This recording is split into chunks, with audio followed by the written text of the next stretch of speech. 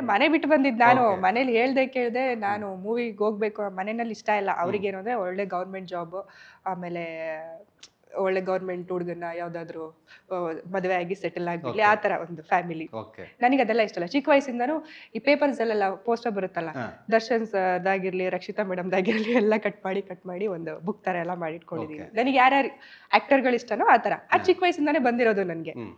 Finally ಇವ್ರ ಮನೆಯವ್ರು ಯಾರು ಒಪ್ಕೊಳ್ಳಿಲ್ಲ. Okay. ಹೊರಗೆ ಮನೆ ಬಿಟ್ಟು ಬಂದೆ ನಾನು. ಮೆಜೆಸ್ಟಿಕ್ಗೆ 9 ಗಂಟೆ ಬಂದಿದ್ದು. ಅಲ್ಲಿ ಎಕ್ಸ್ಪೀರಿಯನ್ಸ್ ಸೇಮ್ ಹಿಂಗೆ ಇತ್ತು. ಮೆಜೆಸ್ಟಿಕ್ 2 ಮೂವಿನಲ್ಲಿ ಇದೆ ಆಕ್ಚುಲಿ. ಫಸ್ಟ್ ಟೈಮ್ ಗೊತ್ತಿಲ್ಲದೆ ಇರೋ ಪ್ರಪಂಚ, ಹೊಸ ಏನೋ ಅಲ್ಲೇನೋ ರೋಡ್ ಸೈಡ್ ಅಲ್ಲೆಲ್ಲ ಏನೇನೋ ಇಟ್ಟಿರ್ತಾರಲ್ಲ ಮಾರೋದಿಕ್ಕೆ, ಅದೆಲ್ಲ ನೋಡ್ತಾ ಇದೀನಿ. ಇಷ್ಟೆಲ್ಲ ಇದೆಯಾ ಬೆಂಗಳೂರು ಅಂದ್ರೆ ಇಷ್ಟೊಂದು ದೊಡ್ಡದ ಅಂತ. ನಾವು ಇರೋ ಸಕಲೇಶ್ಪುರ ನಮ್ದು. ಅಲ್ಲಿ ಚಿಕ್ಕದು, ಎಲ್ಲೂ ಹೋಗ್ತಾ ಇರಲಿಲ್ಲ. ಮನೆ ಬಿಟ್ರೆ ಸ್ಕೂಲ್ ಬಿಟ್ರೆ ಮನೆ. ಏನಾದ್ರು ಫ್ಯಾಮಿಲಿ ಮಂತ್ಲಿ ಒನ್ಸ್ ಏನಾದ್ರು ತಗೋಬೇಕು ಅಂದ್ರೆ ಹೊರಗಡೆ ಕರ್ಕೊಂಡು ಹೋಗ್ತಾ ಇದ್ರು. ಎಲ್ಲ ಅವರೇ ತಗೊಬಂದಿಡ್ತಾ ಇದ್ರು.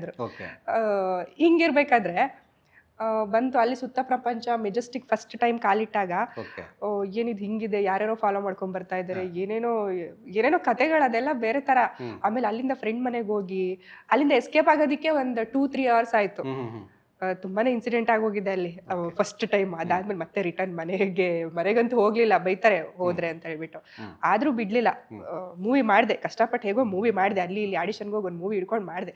ಅಲ್ಲಿಂದ ನನ್ನ ಕರಿಯರ್ ಸ್ಟಾರ್ಟ್ ಆಗಿ ಈಗ ಮೆಜೆಸ್ಟಿಕ್ 2 ತನಕ ಬಂದಿದೆ.